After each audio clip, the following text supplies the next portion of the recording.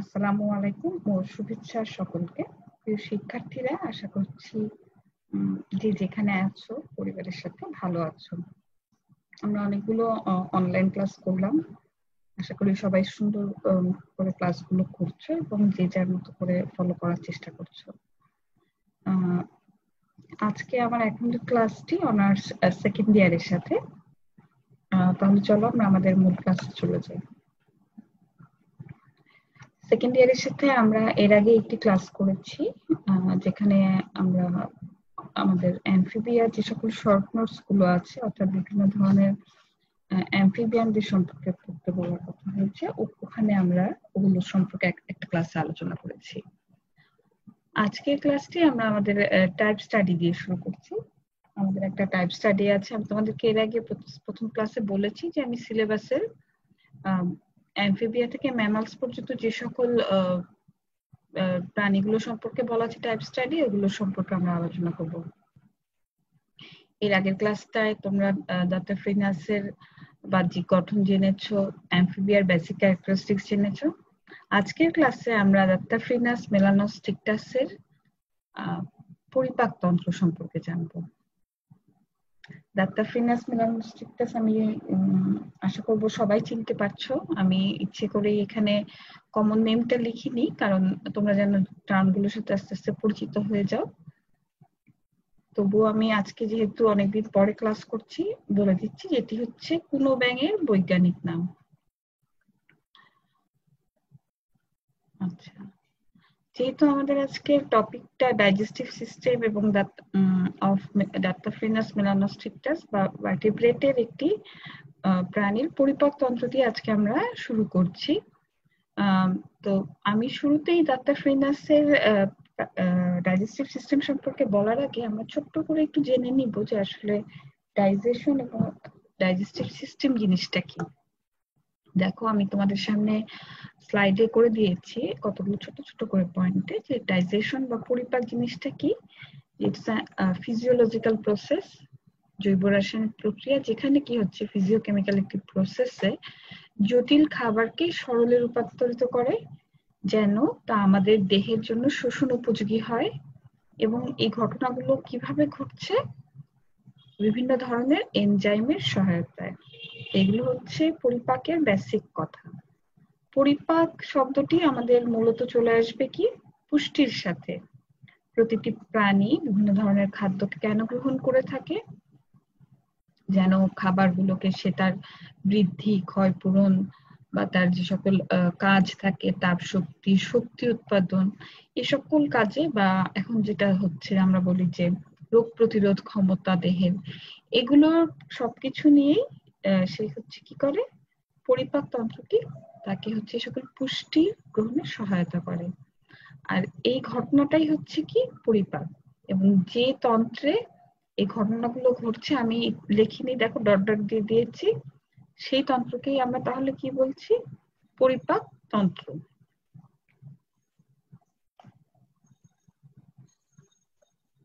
দেখো, আমি এই স্লাইডে কি দিয়েছি যে আমরা মূলত কত ধরনের খাবার গ্রহণ করি? 6 ধরনের আমাদের দেহের জন্য সুষম খাদ্য বলা হয়ে থাকে, তাই না? যে খনিজ লবণ, পানি, ভিটামিন, শর্করা, আমিষ, স্নেহ। এগুলো আমি আগে খনিজ লবণ, পানি, ভিটামিন দেখিয়েছি, কারণ এগুলোর এই 3 ধরনের খাবারের জন্য কোনো ধরনের পরিপাকের প্রয়োজন নেই। আমাদের দেহ এগুলোকে সরাসরি গ্রহণ করে শোষণ করে নেয়। কিন্তু শর্করা, আমিষ এবং স্নেহ, আমি যদি খুব পার্টিকুলার ওয়েতে বলি যে যে সকল কার্বোহাইড্রেট আছে, গ্লুকোজ, কার্বোহাইড্রেট জাতীয় খাবারগুলো, প্রোটিন জাতীয় খাবারগুলো এবং স্নেহ। আমি ভাত মাছ বলছি না, কারণ আমরা আমাদের পড়াগুলো যেহেতু কোঅর্ডিনেটস এর মধ্যে যাচ্ছে, এই সকল প্রাণীদের এরা যে সকল খাবারগুলো গ্রহণ করবে, এই জন্য আর সব শব্দ না বলে বলছি আমরা যে কার্বোহাইড্রেট, প্রোটিন এবং ফ্যাট জাতীয় খাবারগুলোকে তাদের আসলে পরিপাকের প্রয়োজন হয়। এবং 3 ধরনের এনজাইম এগুলোকে হেল্প করে। দেখো, আমি 3টা পয়েন্ট দিয়েছি যে অ্যামাইলেটিক, প্রোটিওলাইটিক এবং লাইপোলাইটিক। অ্যামাইলেটিক কাজ করবে গ্লুকোজ জাতীয় খাদ্যের উপর, common name for the enzymes which works on carbohydrate. Proteolytic একইভাবে কাজ করবে প্রোটিন বা আমিষ জাতীয় খাবারের উপর কাজ করে যে সকল এনজাইমগুলো এবং লাইপোলাইটিক হচ্ছে স্নেহ জাতীয় খাবারের উপরে। এগুলো কি করছে, শর্করা জাতীয় খাবারকে ভেঙে সে পরিণত করে দিচ্ছে কি সে গ্লুকোজে। আমিষ জাতীয় খাবারগুলো পরিপাক হয়ে পরিণত হচ্ছে কি অ্যামাইনো অ্যাসিডে, এবং চর্বি জাতীয় খাবারগুলো পরিপাক হয়ে পরিণত হচ্ছে ফ্যাটি অ্যাসিড ও গ্লিসারলে। তার ফলে কি হয়, এই যে সকল জটিল খাবারগুলো এই ধরনের এই এনজাইমগুলোর সহায়তায় এই সরল ফর্মে পরিণত হয়, যার আমাদের দেহের জন্য শোষণ উপযোগী। তাহলে এই দুটো স্লাইড হচ্ছে মূলত আমাদের পরিপাক তন্ত্র এবং পরিপাকের যে বেসিক জিনিসগুলো এগুলো কাজ। তাহলে আমরা আরেকটু জেনে নেই যে পরিপাক তন্ত্র তাহলে কি কি কম্পোনেন্ট নিয়ে গঠিত, কি কি অংশ নিয়ে গঠিত।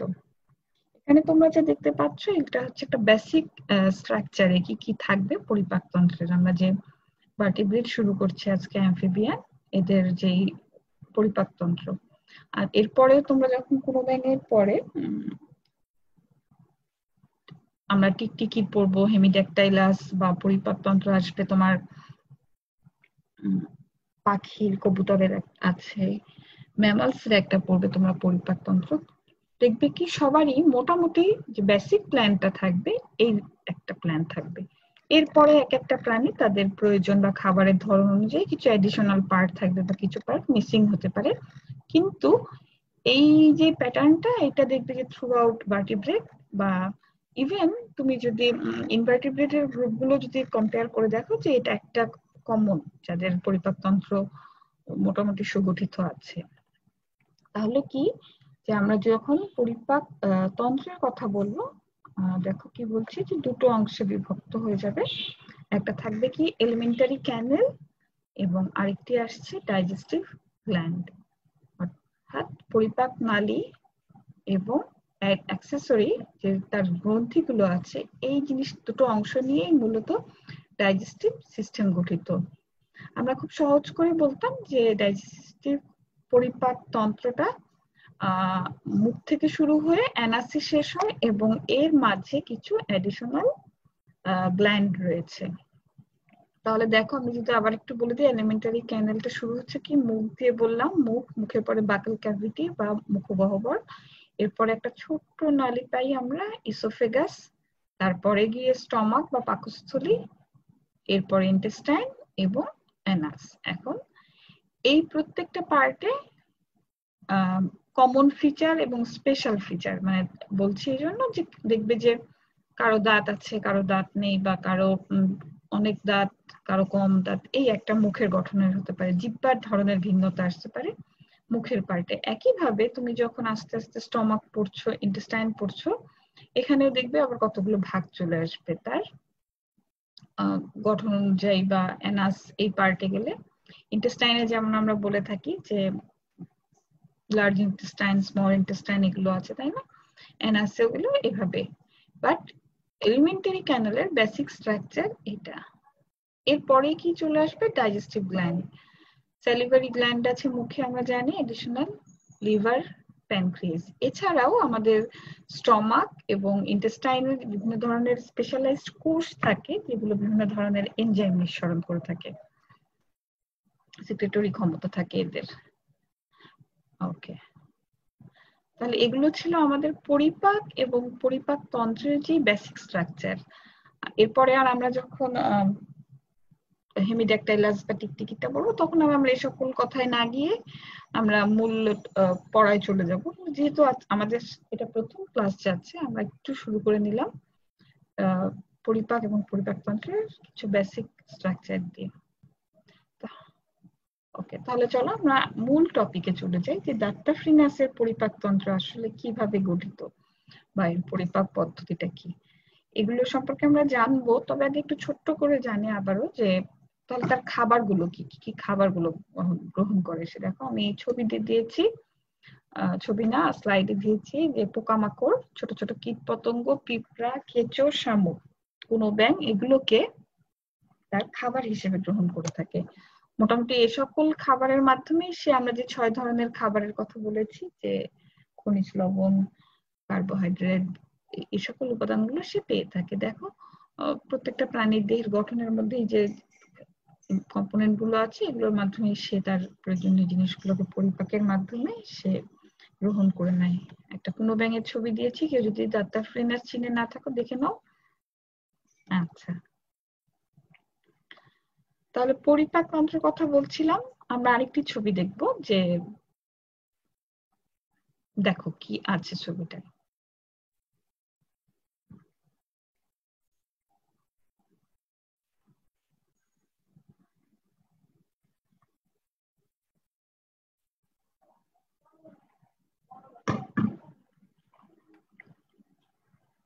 কোনো লেবেল নেই তাই না, শুধুমাত্র একটা ক্যাপশন দেওয়া আছে যে ডাইজেস্টিভ সিস্টেম অফ ফ্রগ।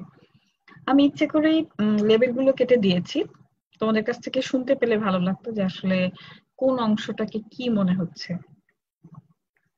দেখো কিছু জায়গা তুমি খুব সহজেই আইডেন্টিফাই করে ফেলতে পারছো, যেমন এই যে মাউথ পোর্শনটা, মুখ এখানে আছে, তার অ্যানাস এখানে আছে, এগুলো খুব ইজিলি আমরা ধরে নিতে পারছি। এই যে কয়েলড একটা পার্ট দেখা যাচ্ছে, এটাও পরিপাকতন্ত্রেরই অংশ। ইন্টেস্টাইন বুঝতে পারছি, মলাশয়। আমার ধারণা হয়তো তোমরা আরো বেশি এখান থেকে আইডেন্টিফাই করতে পারতে যদি ক্লাসে দেখতে বা অন্য কোনো ভাবে আমি তোমাদের জন্য ছবিটা দেখাতে পারতাম। আমরা তাহলে চলো মূল ছবিটা দেখি। এই হচ্ছে তাহলে একটি কুনো ব্যাঙের ডাইজেস্টিভ সিস্টেম। দেখো শুরু হয়েছে মাউথ থেকে, যেখানে একটা টাং বিয়ার করছে, সাথে ইসোফেগাস, ইসোফেগাসের পরে স্টমাক, স্টমাকের পরে ইন্টেস্টাইন, স্মল ইন্টেস্টাইন, স্মল ইন্টেস্টাইনটা কয়েল হয়ে লার্জ ইন্টেস্টাইন, লার্জ ইন্টেস্টাইনটা এসে শেষ হয়েছে কোথাও ক্লোয়েকা। তাহলে এই হচ্ছে এলিমেন্টারি ক্যানেলটার একটি বেসিক স্ট্রাকচার। আর অ্যাডিশনাল গ্ল্যান্ড হিসেবে কি আছে দেখো, লিভার, প্যানক্রিয়াস এবং গল ব্লাডারের কথা বলা হচ্ছে। এই ছবিটায় তুমি তাহলে মোটামুটি কোনো ব্যাঙের ডাইজেস্টিভ সিস্টেম বা দাত্তাফ্রিনাসের পরিপাকতন্ত্র কি নিয়ে গঠিত তার একটা দৃশ্য দেখতে পাচ্ছ। আচ্ছা, এই পার্টটাকে দেখো, এখানে মাউথ, একে বলা হচ্ছে ক্লোয়েকা। তার কারণটা হচ্ছে কি, এই জায়গাটায় কোনো ব্যাঙের ক্ষেত্রে এদের এক্সক্রিটরি রেচন সংক্রান্ত যে সকল পদার্থ অপদ্রব্য গুলো হয় সবগুলোই এই জায়গাটায়, বিভিন্ন ধরনের জনন যে স্পার্ম গুলো আছে এই জায়গার মাধ্যমে অপসারিত হয়, এই জন্য এখান থেকে বলা হয় ক্লোয়েকা। আমরা চলো আরেকটু ডিটেলসে জেনে নেই যে আসলে ডাইজেস্টিভ সিস্টেমটা কি নিয়ে গঠিত। তাহলে আমরা যদি ছবিটাকে একটু লেখায় কনভার্ট করি, দেখো আমরা এই বিষয়গুলোই মোটামুটি পাবো। মুখছিদ্র, মুখবিবর দেখেছো, গলবিল, অন্ননালী, স্টমাক বা পাকস্থলী, ক্ষুদ্রান্ত, বৃহদান্ত্র, অবসারণী ছিদ্র। আমি ইচ্ছে করে এগুলো বাংলায় লিখছি, তার কারণ হচ্ছে সবগুলো টার্ম সম্পর্কেই তোমরা মোটামুটি জানো। তোমাদের জন্য আসলে টার্ম গুলো নতুন না, কিন্তু আমরা দুইভাবেই পড়বো। পরিপাক গ্রন্থির মধ্যে অ্যাডিশনাল হিসেবে আছে যকৃৎ এবং অগ্নাশয়। তো ক্ষয়ের কথা বা গল ব্লাডারের কথা বলিনি, পরে বলবো আসলে কেন গল ব্লাডার বা পিত্তথলির কথাটা আসেনি। তাহলে দেখো এই যে আরেকটি ছবি দেওয়া আছে, আমরা একটু ডিটেলসে জানি এখান থেকে যে ব্যাঙের পরিপাকতন্ত্রটা আসলে কিভাবে গঠিত। দেখো শুরু করছি আমরা কি দিয়ে, মুখছিদ্র এবং মুখবিবর থেকে আমরা শুরু করছি, যে একদম সম্মুখ প্রান্তে কি আছে। সম্মুখ মুখ মানে কোনো ব্যাঙের মুখবিবরটা দুটো অংশ নিয়ে গঠিত হয়েছে। দেখো একটা হচ্ছে কি উপরের চোয়াল এবং নিচের চোয়াল। মুখছিদ্রটা উপরের চোয়ালকে বলে থাকে ম্যাক্সিলা, যাকে মুভ করা যায় না, এবং নিচের চোয়ালকে বলা হয়ে থাকে ম্যান্ডিবল, যে মুভ করতে পারে বা নড়াচড়া করতে পারে। মুখবিবরের মধ্যে কি রয়েছে, মুখবিবরের ভিতরে এর একটি ইম্পর্টেন্ট পার্ট রয়েছে পরিপাকতন্ত্রে, তা হচ্ছে জিহ্বা। আলাদা করেই বলছি নাশপাতি আকৃতির জিহ্বার কথা, তার কারণ হচ্ছে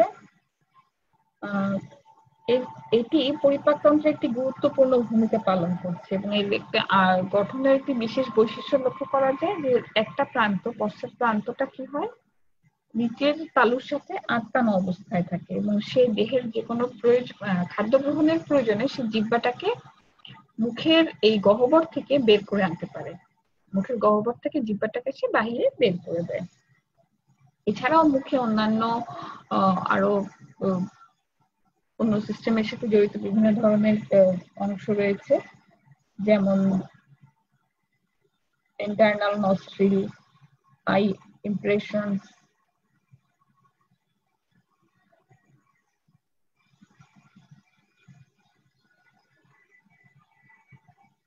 গ্লটিস রয়েছে। গ্লটিসটা কি করছে? গ্লটিসটা তোমার পরিপাকতন্ত্রকে শ্বসনতন্ত্র থেকে আলাদা করে ফেলছে এগুলো।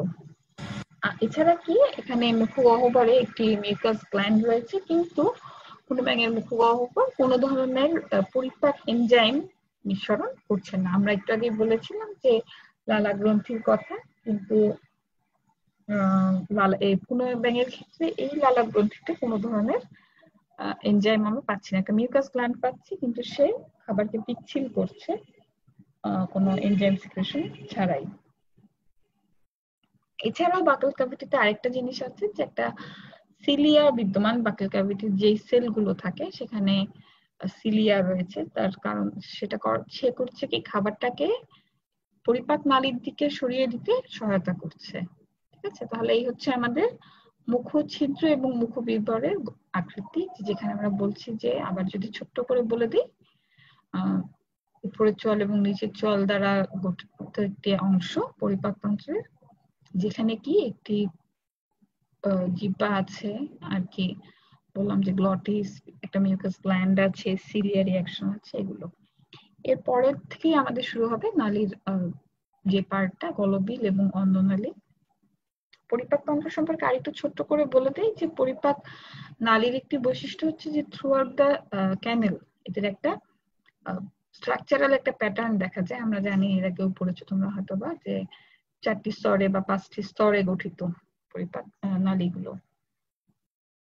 আচ্ছা, আমরা পরে শুনবো এটা সম্পর্কে। তাহলে দেখো কি বলছিলাম, যে মুখছিদ্র এবং মুখবিবর, এরপরে চলে যাচ্ছে গলবিল ও অন্ননালী। গলবিল এবং অন্ননালী হচ্ছে কি পরিপাকতন্ত্রের জাস্ট পরের যে অংশটি, ছোট্ট একটি স্পেস, যে হচ্ছে খাবারগুলোকে কি করছে, পাকস্থলীর দিকে নিয়ে যাচ্ছে। এই জাস্ট স্মল স্পেসটাই হচ্ছে ইসোফেগাস। তারপরে শুরু হয়েছে পাকস্থলী। এই যে আমাদের পাকস্থলী। পাকস্থলীকে দুটো অংশে ভাগ করা হচ্ছে, একটি হচ্ছে কার্ডিয়াক প্রান্ত, যেটি হৃৎপিণ্ডের দিকে রয়েছে, এবং আরেকটি হচ্ছে পাইলোরিক প্রান্ত, যে ইন্টেস্টাইনের দিকে রয়েছে। এ হচ্ছে পাকস্থলী। পাকস্থলীর দেহটা আমি একটু আগে যে বলছিলাম যে 4টি লেয়ার, এভাবে 4টি লেয়ার দ্বারা গঠিত। যে পাকস্থলীটা আমরা বুঝতেই পারছি যে একটি নলাকার আকৃতির ভিতরটা, তো তার যে ত্বকটা, এটা 4টা লেয়ার দ্বারা গঠিত, এবং সেই সকল লেয়ারের একটি লেয়ার আছে মিউকোসা, যেখানে একটি মিউকাস কোটিং বিদ্যমান, এবং যেখানে স্পেশালাইজ কিছু সেল আছে, কোষ আছে, যারা বিভিন্ন ধরনের এনজাইম নিঃসরণ করতে পারে, অ্যাসিড নিঃসরণ করে, এই ধরনের কোষ আছে। পাকস্থলীর আরেকটি বিশেষ বৈশিষ্ট্য হচ্ছে মিউকাস লেয়ারের একদম সামনের দিকে যে অংশটা, সেখানে কি আছে, যে সরি, এগুলো ভাঁজ হয়ে গিয়ে আঙুলের মতো কিছু অভিক্ষেপ তৈরি করে, যাকে বলা হয়ে থাকে রুগী। তাহলে আমরা জানলাম মুখগহ্বর, ইসোফেগাস এবং পাকস্থলী সম্পর্কে। পাকস্থলীর পরেই চলে আসবে কে, ডিউডেনাম। ডিউডেনাম এবং ইলিয়াম, এই দুটো হচ্ছে কার অংশ, ক্ষুদ্রান্তের।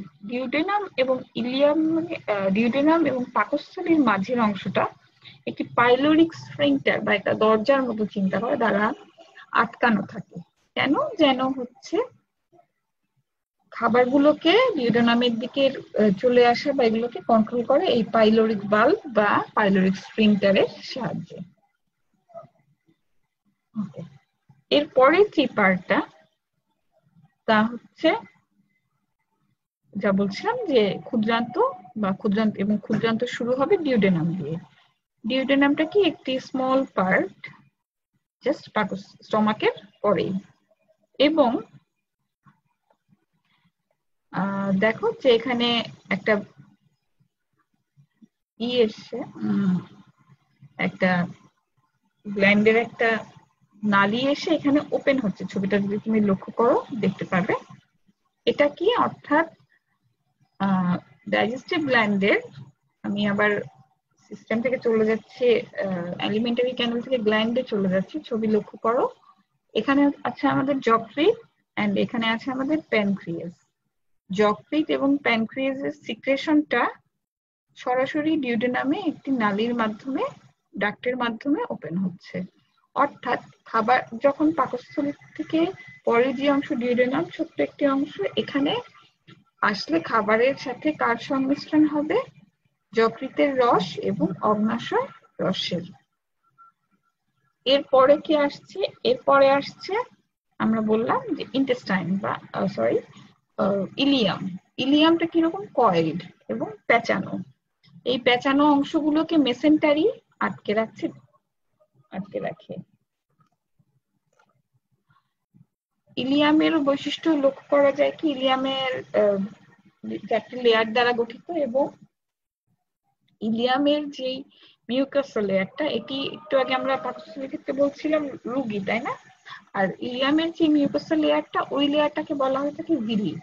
এবং এর একটি অন্যতম গুরুত্বপূর্ণ কাজ হচ্ছে যে আমাদের খাবার যে আমরা পরিপাক, আমাদের মধ্যে যে কোনো প্রাণীর যে খাবার পরিপাক করছে তার শোষণের মূল কাজটা খাদ্যসারের মূলত এই ইলিয়ামেই ঘটে থাকে। এবং আরেকটি বিষয় হচ্ছে যে যেহেতু এদের ব্লাড এগুলো একদম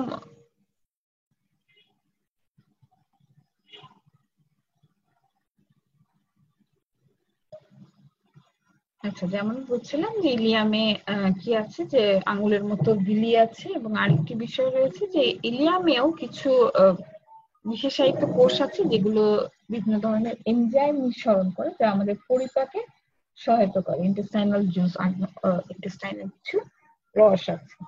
অর্থাৎ আমরা বলছি যে পরিপাক তন্ত্রের সিস্টেমে কিছু সেল আছে যেগুলো সরাসরি ডাইজেস্টিভ রসকে নিঃসরণ করে, এছাড়া অ্যাডিশনাল গ্ল্যান্ড। ইলিয়ামের পরে যে অংশটি তা হচ্ছে বৃহদান্ত্র। বৃহদান্ত্র কি নিয়ে গঠিত? মলাশয় এবং অবসর, এগুলো নিয়ে গঠিত, তাই না? দেখো ছবিতে খুব সুন্দর করে বুঝিয়ে দেওয়া আছে।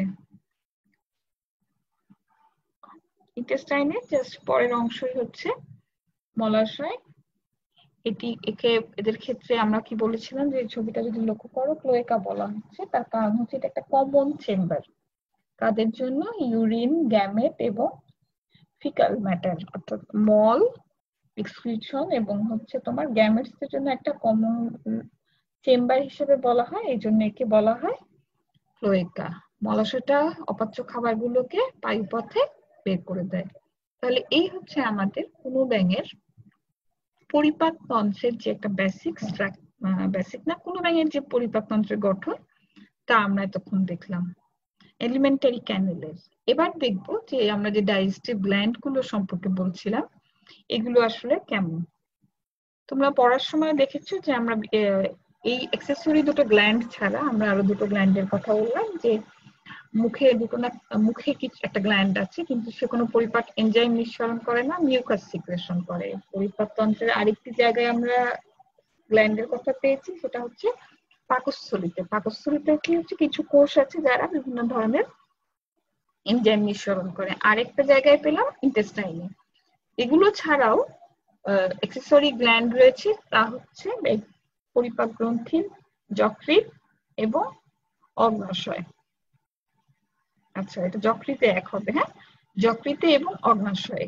যকৃতটা কি? যকৃতটা হচ্ছে আমরা ছবিতে দেখেছিলাম যে দুটো লোব আকৃতির, আকারে বেশ বড় একটি অর্গান, এবং এখানে কি বলা যায় যে দেহের রসায়নাগার। তার কারণ হচ্ছে যে বিভিন্ন ধরনের পরিপাকে সহায়তা করা ছাড়াও ব্লাড সেল ফর্মেশনে, নতুন ব্লাড সেল আরবিসি ফর্মেশন এবং বিভিন্ন ধরনের আরবিসি যখন ধ্বংস হয়ে যায় এই জায়গাটায় এসে কাজ করে। আচ্ছা, তাহলে কি হচ্ছে দেখো পরিপাক তন্ত্রে তাহলে যকৃৎ কিভাবে হেল্প করছে। যে পরিপাক তন্ত্রে যকৃৎকে আমরা দেখছি এটি একটি 2 লোব বিশিষ্ট অর্গান এবং এদের ক্ষেত্রে কি হয়েছে যে একটা লোবকে বলা হচ্ছে রাইট লোব এবং আরেকটিকে আমরা বলছি লেফট লোব এবং তারা পরস্পরের মাধ্যমে একটা ব্রিজের সেতুর মাধ্যমে কানেক্টেড থাকে। লেফট পার্টটা একটু আকারে বড় এবং সে আবার দুটো অংশে বিভক্ত। যকৃতের যে সিক্রেশনটা থাকে এটি সরাসরি খাবারের উপরে কাজ করবে না। কি হয় তাহলে, যকৃতের যে সিক্রেশনটা একটি পিত্তথলি বা আমরা যদি ইংলিশ টার্মে বলি গল ব্লাডারের ভিতরে সংরক্ষিত থাকে। একই সাথে এটি কিভাবে তাহলে খাবারের সাথে সংস্পর্শে আসবে গল ব্লাডার থেকে। আরেকটি আমরা বলেছিলাম যে আরেকটি ডাইজেস্টিভ এক্সেসরি গ্ল্যান্ড আছে, তার নাম হচ্ছে অগ্নাশয়। অগ্নাশয় একটু পাতা আকৃতির হালকা হলুদাভ বর্ণের একটি গ্ল্যান্ড এবং এখান থেকে কি হচ্ছে, এটি কি আমরা জানি এর আগেও তোমরা ইন্টারমিডিয়েটেও পড়েছো যে এটি একটি মিশ্র গ্ল্যান্ড, অর্থাৎ এটি ডাইজেশনেও সহায়তা করে, একই সাথে এটি হরমোন নিঃসরণেও একটি গুরুত্বপূর্ণ ভূমিকা পালন করে। তাহলে কি হচ্ছে দেখো কিভাবে যকৃতের গলব্লাডারটা আমাদের পরিপাকতন্ত্রের খাবারের সংস্পর্শে আসছে। পিত্তথলির থেকে যকৃৎ থেকে একটি নালী আসবে যে পিত্তথলিতে তার সিক্রেশনটাকে দিয়ে দেয়। পিত্তরসটা এসে যা হচ্ছে পিত্তরস, পিত্তরসটায় পিত্তথলিতে জমা হচ্ছে। পিত্তথলির থেকে একটা কমন নালী প্যানক্রিয়াসের ভিতর দিয়ে গিয়ে ডিউডেনামে এসে ওপেন হয়ে যায়। এই কমন নালীটা যখন আমি বলছি প্যানক্রিয়াসের ভিতর দিয়ে আসে, সেই প্যানক্রিয়াস থেকে আবার বিভিন্ন ব্লাড ভেসেলের সাথে কানেক্টেড হয়ে যায়, যে মানে ভেসেলের সাহায্যে কানেক্টেড হয়ে যায় ডাক্টের মাধ্যমে, যেগুলো ব্লাড ভেসেল না ডাক্ট, হ্যাঁ নালী। যেই নালীগুলো কি করছে প্যানক্রিয়াস থেকে আবার তার প্যানক্রিয়াটিক যে জুস গুলো আছে সেগুলোকে সে গ্রহণ করছে, গ্রহণ করে একটা কমন ডাক্টের মাধ্যমে, ছবিতে দেওয়া আছে দেখো, সাধারণ পিত্তনালী ডিউডেনামে প্রবেশ করে, হেপাটোপ্যানক্রিয়াটিক ডাক্ট বলা হয়। অর্থাৎ যে একই সঙ্গে যকৃৎ এবং প্যানক্রিয়াসের সিক্রেশনটাকে এই ডাক্টের মাধ্যমে ডিউডেনামে উন্মুক্ত হচ্ছে। তাহলে এগুলো আমাদের কুনোব্যাঙের ডাইজেস্টিভ গ্ল্যান্ডের বর্ণনা। আচ্ছা, আরেকটা স্লাইড দিয়েছি দেখো, আমি যে বারবার তোমাদেরকে বলছিলাম যে পরিপাকতন্ত্রের মিউকোসা, সাবমিউকোসা, এখান থেকে তাহলে তুমি বুঝতে পারবে আসলে পরিপাকতন্ত্রের এই বেসিক স্ট্রাকচারটা কি। হিস্টোলজিক্যালি যদি দেখা হয় বেসিক স্ট্রাকচারটাকে, এগুলো তখন এরকম লেয়ার গুলো স্পষ্ট বোঝা যায় যে আসলে যে বিভিন্ন ধরনের লেয়ারের কথা আমরা বলছি, মিউকোসা, মাস্কিউলারিস মিউকোসা এইভাবে গঠিত হয়। একদম বাহিরের যেই লেয়ারটাকে তাকে বলা হয় সেরোসা। তারপরে কি রয়েছে, তারপরেই যেটা থাকে সেটা হচ্ছে মাস্কিউলার লেয়ার। মাস্কিউলার লেয়ারের পরে একদম মাঝে থাকে সাবমিউকোসা এবং সবশেষে মিউকোসা। মিউকোসা লেয়ারটায় যে বিভিন্ন ধরনের ভাঁজ সৃষ্টি হয়। আমরা স্টমাকের ক্ষেত্রে বলেছিলাম রুগী এবং ইন্টেস্টাইনে বলেছিলাম কি বিলি। ওকে, তাহলে আমরা মোটামুটি কুনোব্যাঙের যে পরিপাক তন্ত্র আছে, মানে কুনোব্যাঙের পরিপাক তন্ত্রের গঠন এবং দেখলাম এবং তার এলিমেন্টারি ক্যানেল এবং ডাইজেস্টিভ গ্ল্যান্ডের গঠনগুলো দেখলাম। তাহলে সে খাদ্য গ্রহণ করে কিভাবে, আমরা এর আগেও ধারণা পেয়েছি, একদম শুরুতেই বলেছি যে কুনোব্যাঙের খাবার কি, পোকামাকড়, জীবিত পোকামাকড়কে সে খায়। আমরা একটা ছোট্ট ভিডিও দেখবো যে কুনোব্যাঙের ফিডিং মেকানিজমটা দেখাচ্ছি, দেখবে।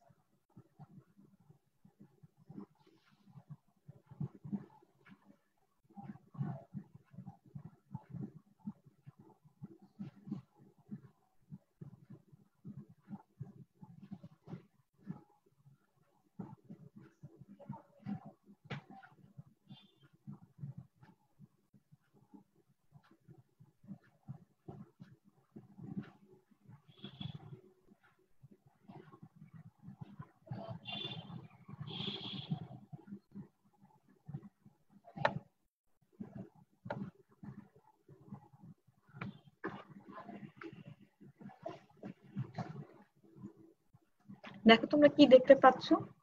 Feeding mechanism of Daftaphrynus melanostrictus।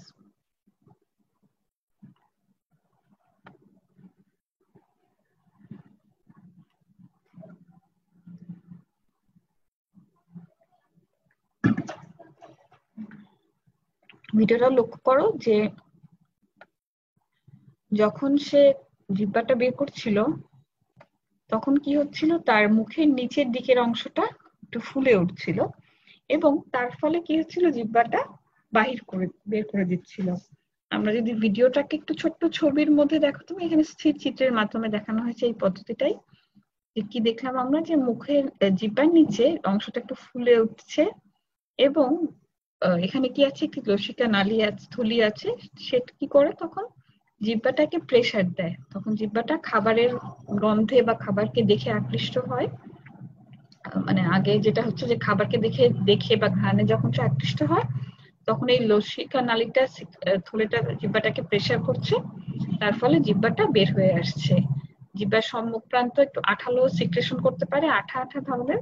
সে কি করছে তখন, পোকাটাকে জিহ্বার সাথে আটকে নিচ্ছে এবং মুখের ভিতরে নিয়ে নিচ্ছে। সো এটা হচ্ছে তার ফিডিং মেকানিজম, কিভাবে সে বাহিরের থেকে পোকাটাকে মুখের ভিতরে নিয়ে নিল। এরপরে কি হবে তাহলে? এরপরের কাজগুলো আমরা যে ডাইজেস্টিভ সিস্টেমের যে বাকি অংশগুলোর নাম আগে জেনেছি, তাদের বিভিন্ন ধরনের এনজাইম আছে, এবার কাজটা শুরু হয়ে যাবে তাদের কাছ থেকে। তাহলে কি ডাইজেশন শুরু হয়ে গেল, তাই না? যে একটু আগেই খাবারটাকে আমরা দেখলাম যে কিভাবে সে মুখের ভিতরে জিহ্বার সাহায্যে খাবারটাকে প্রবেশ করালো। মুখের মধ্যে আর কোনো ধরনের পরিপাক তার হচ্ছে না, মুখটা জাস্ট খাবারটাকে পিচ্ছিল করে ইসোফেগাস দিয়ে স্টমাকের দিকে দিয়ে দিচ্ছে বা পাকস্থলীর দিকে পাঠিয়ে দিচ্ছে। মূল পরিপাক শুরু হয়ে যাচ্ছে কোথায়? পাকস্থলীতে এসে। গঠনে তোমরা পড়েছো, আমরা বলেছি যে পাকস্থলীতে বিভিন্ন ধরনের কোষ আছে স্পেশালাইজড, যারা এনজাইম নিঃসরণ করে এবং হাইড্রোক্লোরিক অ্যাসিড নিঃসরণ করে। হাইড্রোক্লোরিক অ্যাসিডটা কি করছে? হাইড্রোক্লোরিক অ্যাসিড খাবারের সাথে যে সকল জীবাণু ধ্বংস করছে এবং আরেকটি এনজাইম আছে পেপসিন, একে সক্রিয় করতে একটি বিশেষ গুরুত্ব বহন করে। পেপসিন এনজাইমটা এরা যে সকল আমিষ জাতীয় খাবারগুলো আছে তাদের উপরে ক্রিয়া করছে এবং পাকস্থলীর আরেকটি সিক্রেশন আছে মিওসিন, সে পরিপাকে না, সে সহায়তা করছে খাবারকে পিচ্ছিল করতে। কুনোব্যাঙের এখানের আরেকটি বিষয় মজার জিনিস আছে যে আমরা দেখলাম যে সে জিহ্বার সাহায্যে খাবারটাকে গ্রহণ করলো।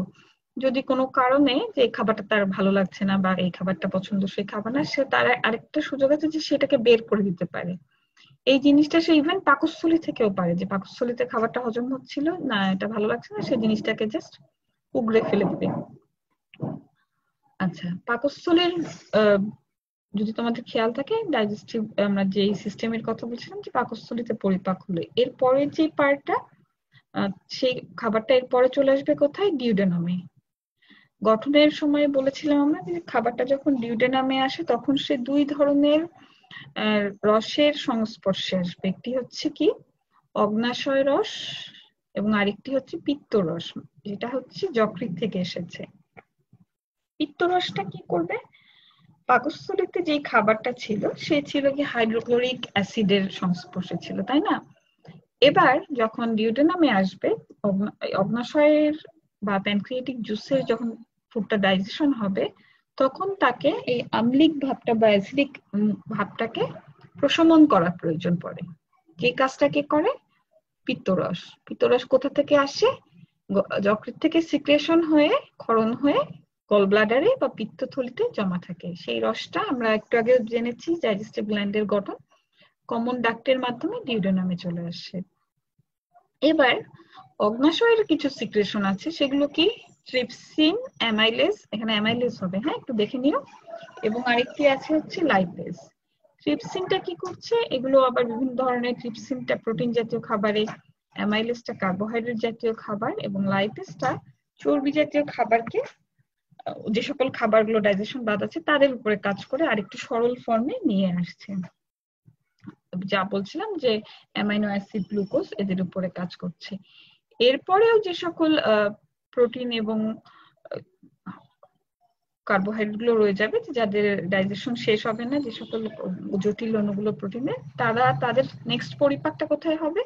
ইলিয়ামে। ইলিয়াম থেকে আবার দুটো এনজাইম নিঃসরণ হয়, একটি হচ্ছে ইরেপসিন এবং ম্যালটেস। ম্যালটেসটাও অপাচ্য কিছু যদি কার্বোহাইড্রেট থাকে, অপাচ্য বলতে মানে ডাইজেশন বাকি থাকে যে সকল, সেগুলোর উপরে ম্যালটেজের উপর ম্যালটেজ কাজ করবে, মল্টেজের উপর কাজ করে তাকে গ্লুকোজে পরিণত করবে। ইরেপসিনও ঠিক একই ধরনের, যদি কোনো কমপ্লেক্স পলিপেপটাইড থাকে তাদের উপরে কাজ করে তাদেরকে অ্যামাইনো অ্যাসিডে কনভার্ট করবে। তাহলে কি এইভাবে তার পরিপাকতন্ত্রের তিনটি অংশে এসে ডাইজেশনটা সম্পন্ন হবে। তাহলে কি আমরা দেখো এই পর্যন্ত কি দেখলাম, যে তার খাবার দেখলাম, পরিপাক যে পোকামাকড়কে খাদ্য হিসেবে গ্রহণ করছে, তারপরে তুমি তার পরিপাকতন্ত্রের অংশগুলো দেখলে কোনো ব্যাঙের, একই সঙ্গে কি খাবার গ্রহণ হলো, খাবার পরিপাক হলো, এরপরের কাজ কি? অবশ্যই এর পরের কাজ হচ্ছে অ্যাবজর্পশন, তাই না? যে আমরা শুরুতেই বলেছি যে খাদ্য গ্রহণ একটি প্রাণী করবেই যেন সে খাবারটাকে তার দেহের বিভিন্ন যে প্রয়োজনগুলো আছে প্রয়োজনে কাজে লাগাতে পারে। এখন থেকে শুরু হয়ে যাবে সেই কাজটি। তাহলে কি হবে দেখো, আমরা স্লাইডে দেখবো অ্যাবজর্পশন। অ্যাবজর্পশনে বলছি দেখো কি, যে পানি, এখানে লবণ কারেকশন করে দেখো একটু, পানি, খনিজ লবণ, ভিটামিন, এই সকল খাবারগুলোর কথা আমরা বলেছিলাম যে এগুলো সরাসরি পাকস্থলীতে সরাসরি শোষণ হয়ে যাচ্ছে। অন্য যে সকল খাবারগুলো আছে আমাদের, যে প্রোটিন এবং কার্বোহাইড্রেট, ফ্যাটি অ্যাসিড, এগুলো, এই জিনিস খাবারগুলো মূলত আমরা যে দেখছিলাম একটু আগে, যে ডিওডেনামে খাবারগুলো আসছে, ডিওডেনামের এখানে খাবারগুলো একটা স্টেজ ভাঙলো, এখান থেকেই খাদ্যরসের শোষণটা শুরু হয়ে যাবে। তাহলে কোথায়? ইলিয়াম থেকে বা ক্ষুদ্রান্তে মূল যে খাদ্যরস অ্যামাইনো অ্যাসিডটা প্রডিউস হচ্ছে, অ্যামাইনো অ্যাসিড বলো বা গ্লুকোজ বলো প্রডিউস হচ্ছে, এরা শোষণটা শুরু হয়ে যাবে কোথায়? ক্ষুদ্রান্তে। এবং ক্ষুদ্রান্তে কি আছে? যে বিভিন্ন ধরনের ব্লাড ভেসেল গুলো আছে, রক্তনালী, এরা এই প্রয়োজনীয় অংশগুলোকে শোষণ করে তারা তাদের যেই কাজ, অর্থাৎ যেমন কার্বোহাইড্রেটের যেই কাজ, প্রোটিন গুলোকে তাদের শারীরবৃত্তীয় কাজে ব্যবহার করবে, এবং অপ্রয়োজনীয় অংশ, মানে অপ্রয়োজনীয় না, মানে অতিরিক্ত অংশগুলোকে বিভিন্ন দেহে খাদ্য হিসেবে সঞ্চিত খাদ্য হিসেবে জমা রাখে।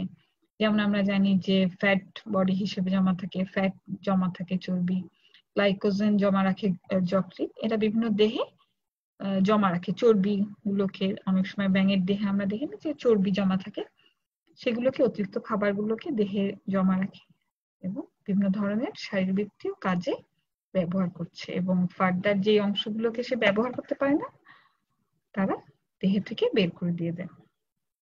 অপাচ্য অংশগুলোকে খাবারের সাথে একভাবে বের হয়ে যায়, আর প্রোটিনের যে সকল অতিরিক্ত অংশ থাকে আমরা জানি যে এক্সক্রিশনের সাথে রেচন, যে আমাদের রেচন সিস্টেম আছে ব্যাঙের বা কোনো প্রাণী দেহে, রেচন সিস্টেম সেই অতিরিক্ত অ্যামাইনো অ্যাসিড গুলোকে এভাবে বের করে দেয়। প্রোটিনকে আর সে দেহে সঞ্চিত রাখে না, অর্থাৎ গ্লুকোজকে যকৃৎ জমা রাখে দেহে, চর্বি হিসেবে জমা থাকে ফ্যাট, আর প্রোটিনের যে অতিরিক্ত অংশগুলো থাকে প্রোটিন অ্যাবজর্পশনের পরে, সেই অতিরিক্ত অংশগুলো কি হচ্ছে? তাদের দেহ থেকে রেচনতন্ত্রের মাধ্যমে বের হয়ে যায়। তাহলে এই ছিল মোটামুটি আমাদের আজকে কোনো ব্যাঙের পরিপাকতন্ত্র এবং পরিপাক পদ্ধতি, ফিডিং মেকানিজম। আমি আশা করি তোমরা বুঝতে পেরেছো। এরপরেও কোনো সমস্যা থাকলে আমাকে কমেন্ট বক্সে অবশ্যই করবে, আমি আমার সময় মতো ইনশাল্লাহ চেষ্টা করবো উত্তরগুলো দেওয়ার। ইনশাল্লাহ আবার এর পরের ক্লাসে দেখা হবে। সেই পর্যন্ত ভালো থেকো সবাই, সুস্থ থেকো।